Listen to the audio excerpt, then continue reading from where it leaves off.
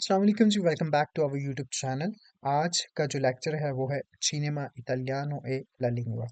जो Italian cinema है और जो इसका लैंग्वेज पे जो इन्फ्लुएंस है उस बारे में जो है आज हम डिस्कस करेंगे और किस तरह आप सिनेमा की मदद से जो है आप मूवीज देखते देखते जो है आप इतालवी जुबान सीख सकते हैं, अपनी इतालवी जुबान मजीद इन्हेंस कर सकते हैं। और मैं आपको डेफिनेटली ज़रूर कुछ फिल्म्स ऐसी रिकमेंड करूंगा जो कि आपको देखनी चाहिए अगर आप बिगनर लेवल पे जो है इतालवी जुबान सीख रहे हैं। तो बढ़ते हैं जी आज के अपने लेक्चर की तरफ जो है cinema Italiano e la lingua। अच्छा, इंट्रोडक्शन जो है इंट्रोडक्शियोने इंट्रोडक्शन हम देख लेते हैं सिनेमा के रिलेटेड। जो इतालवी सिनेमा है आपको किस तरह की किस कैटेगरीज के आपको फिल्म्स जो है मिल सकती हैं इतालवी सिनेमा में। तो सबसे पहले जी कह लें कि कुछ ब्रेवे स्टोरिया del cinema italiano जो कुछ शॉर्ट स्टोरीज हैं, कह लें कि इटालियन सिनेमा के हवाले से उनको हम डिस्कस कर लेते हैं। सबसे पहली जो कैटेगरी है जी इल नियो रियलिज्मो। इल नियो रियलिज्मो जो कहते हैं जी ये एक्चुअल में एक कल्चरल मूवमेंट है जिसमें आपको कह लें कि किसी भी फिल्म में आपको जो है उस मुआशरे की या किसी स्पेसिफिक चीज़ की जो है कड़वी सच्चाई को जो है सामने लाया जाता है। उस कैटेगरी की फिल्म्स को या उस जेनरे की जो फिल्म है उसको हम कहेंगे इल नियो रियलिज्म, यानी कि जिसमें आपको कह लें कि सच्चाई बताई जाए किसी स्पेसिफिक चीज़ के मतलब। अच्छा, इस जो जेनरे में जो है कह लें कि दो फिल्म्स हैं जो कि बहुत फेमस हैं इटली में। एक है लाद्री दी बिचिक्लेट, यानी कि बाईसाइकिल्स के जो चोर हैं, ठीक है, साइकिल चोर। और जो दूसरा है रोमा चित्ता अपर्ता, जिसमें जो है रोमा के मुतालिक जो है डिस्कस किया गया है डेफिनेटली। और जो फर्स्ट वाली फिल्म है इसमें डिस्कस गया है, जो दिखाई गई है सच्चाई यानी कि साइकिल चोरों की। ठीक है, तो ये दो फिल्म जो है जो इल नियो रियलिज्मो पे बेस्ड है। इन दोनों के आप जो है लोकंदीने भी देख सकते हैं, इन दोनों के पोस्टर्स भी देख सकते हैं। पहला पोस्टर है जी लाद्री दी बिचिक्लेटे का और दूसरा है जी रोमा चिता अपर्ता, जो रोमा शहर है, रोम शहर है एज अ ओपन सिटी। तो ये दो फिल्म्स हैं जो कि इस कह लें कि जेनर पे बैठती हैं। दूसरा है जी दूसरी कैटेगरी है जी कह लें कि दूसरा जेनेरा है जी ला कॉमेडिया all'italiana। जब हम बात करते हैं ला कॉमेडिया all'italiana तो इसका मतलब ये होता है कि ये कह लें कि trattare con termini comici divertenti degli argomenti che sono invece drammatici। यानी कि जब हम कॉमेडिया all'italiana की बात करते हैं तो ये एक्चुअल में ये एक वे है किसी भी चीज को, किसी भी फिल्म्स को दिखाने का, किसी भी सीन को दिखाने का विद कॉमिक्स, विद फनी, कह लें कि इरोनिक वे में। लेकिन जो कह लें कि जो उसका लुब्बे लुबाब है वो एक्चुअल में रियल में तो ड्रामेटिक होता है। यानी कि किसी भी ड्रामेटिक चीज को जो है फन वे में दिखाना, किसी भी ड्रामेटिक रियलिस्टिक चीज को फन वे में दिखाना, उसे कहते हैं कॉमेडिया। ठीक है, तो इसमें जो कह लें कि आ जाती हैं जो फेमस फिल्म्स हैं ला डोल्चे वीटा, यानी कि स्वीट जिंदगी, मीठी जिंदगी। ई सोलिती इग्नोती, सोलिती कहते हैं यूजुअल, इग्नोती कहते हैं सस्पेक्ट्स को। ठीक है, ला डोल्चे वीटा ए ई सोलिती इग्नोती, ये दो फिल्म जो है काफी फेमस है इस जेनरे में। जिन दोनों के आप कह लें कि अभी लोकंदीने देख रहे हैं, पोस्टर देख रहे हैं, ला डोल्चे वीटा ए ई सोलिती इग्नोती। अच्छा, उसके बाद है जी इल सिनेमा contemporaneo। जो सिनेमा contemporaneo है ये एक्चुअल में जब आप सिनेमा contemporaneo की बात करते हैं तो ये एक्चुअल में फिल्म्स होती हैं, होती तो नहीं हुई हैं लेकिन उसमें जो सीन्स आपको दिखाए जाते हैं या जो स्टोरी आपको दिखाई जाती है वो आपको कह लें कि वो स्टोरी घूमती है 60 अन्नी 70 और 70 के इर्द गिर्द, यानी कि 60 और 70 के दौर में जो कह लें कि जो मंजरनामे उस हिसाब से जो है पेश किए जाते हैं। तो इसमें जो फेमस कह लें कि फिल्म्स हैं इस कैटेगरी में वो है ला ग्रांडे बेलेज़्ज़ा, एक बहुत बड़ी खूबसूरती। इस टाइटल टाइटल का जो तर्जुमा है chiamami col tuo nome, मुझे पुकारो अपने नाम से। तो ये दो फिल्म्स इस कह लें कि कैटेगरी में कह लें कि बहुत फेमस हैं, जिन दोनों के आपको पोस्टर भी आप नीचे शो हो रहे हैं। तो ये थे कुछ कहने के शॉर्ट स्टोरीज इटालियन लैंग्वेज में, कुछ थोड़ी उसकी कह लें हाइलाइट्स, ठीक है। perché il cinema è un ponte culturale, जो सिनेमा है, इटालियन सिनेमा, ये किस तरह जो है एक ब्रिज है, कल्चरल ब्रिज है।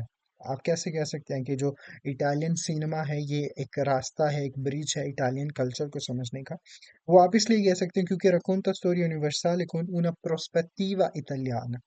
जो इटालियन सिनेमा में जो आपको जो कह लें कि स्टोरीज आपको मिलती हैं, जो सीन्स आपको मिलते हैं, जिस अंदाज में वो स्टोरीज सुनाते हैं आपको, ठीक है, जो इटालवी सिनेमा को जो एक प्रोस्पेक्टिव है, वो उसका अपना प्रोस्पेक्टिव है यूनिवर्सल स्टोरीज को कह लेके बयान करने का, यूनिवर्सल स्टोरीज को जो है दिखाने का, जो है इटालवी जो सिनेमा है उसका एक अपना प्रोस्पेक्टिव है। जब उसका एक अपना प्रोस्पेक्टिव है तो इसका मतलब ये हुआ कि आप उससे जो है इटालियन का जो कह लें कल्चर है, वो भी कह लेंगे एक पूनते बन जाता है, जो सिनेमा जो है ना इटालियन कल्चर को समझने के लिए, क्योंकि वो एक अपने प्रोस्पेक्टिव से किसी भी यूनिवर्सल स्टोरी को बयान करता है। दूसरा, रिफ्लेसिone sulla società, tradizione e linguaggio, इससे रिफ्लेक्शन कह लें कि जो सिनेमा में आपको रिफ्लेक्शन मिलता है, जो सोसाइटी का, ट्रेडिशन का और लैंग्वेज का।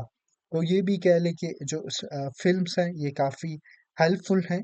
ये एक रास्ता है, एक ब्रिज है कल्चर को समझने के लिए, इतालवी कल्चर को, ठीक है। Il cinema come strumento per imparare l'italiano, जो सिनेमा है ये एज अ इंस्ट्रूमेंट आप इसको इस्तेमाल कर सकते हैं लर्न इटालियन, इटालियन सीखने के लिए आप इसको इस्तेमाल कर सकते हैं, जो सिनेमा है एज अ इंस्ट्रूमेंट के तौर पर सीखने के लिए। अच्छा, इसके बेनिफिट क्या है जी? बेनिफिci linguistici, जो लैंग्वेज के जो बेनिफिट्स हैं जब आप सिनेमा के ज़रिए जो है इतालवी ज़ुबान सीखते हैं फिल्मों के ज़रिए, उसमें ये होगा कि espressioni colloquiali e autentiche, जो कह लें कि डेली बोलचाल में इस्तेमाल होने वाली जो एक्सप्रेशन है वो आपको पता चलेंगे, और जो ऑथेंटिक एक्सप्रेशन है वो आपको समझ आएंगे कि कैसे जो है और किस सिचुएशन में जो ये इस्तेमाल करना है, ठीक है। वैरायता दी accenti regionali, फिल्म्स देखते देखते आपको जो वैरायटीज हैं कह लें कि जो एक्सेंट की जो वैरायटीज हैं, क्योंकि रीजनल वाइज जिस तरह डायलैक्ट सबके अलग अलग हैं, इसी तरह सबका बोलने का अंदाज भी मुख्तलिफ है रीजनल वाइज इतालवी लोगों का। तो जो फिल्म्स देखते हुए आपको डिफरेंट जो है एक्सेंट आपको उस वो भी समझ आएगी कि वो भी वैरायटी आपको देखने को मिलेगी फिल्म्स देखते देखते। Contestualizzazione di vocaboli e frasi, जो कॉन्टेक्स्ट है आपको, वो आपको वोकेबलरी और जो जुमलों का जो कॉन्टेक्स्ट है फिल्म्स देखते देखते आपको वो भी समझ आएगा। टेक्निक दी स्टूडियो, जो टेक्निक्स है कहने की पढ़ने की। guardare con sottotitoli in italiano, जब भी आप कोई फिल्म देखें, अगर आपका स्टार्टिंग लेवल है, अभी आप सीख रहे हैं एज अ इंस्ट्रूमेंट, आप इसको इस्तेमाल करना चाह रहे हैं, तो जो फिल्म है उसको सब टाइटल के साथ देखें, जो कि डेफिनेटली इटालियन में सबटाइटल्स होने चाहिए। रिपीटर फ्राजी और dialoghi chiave, रिपीट करें यूजुअली जो भी आप चीज़ सुनते हैं उसको डेली लाइफ में जो है इम्प्लीमेंट करने की कोशिश करें, जो जुमले या जो यानी कि आप लफ्ज़ सुन रहे हैं, तो जो की पॉइंट्स हैं उनको आप कहने के रिपीट करें।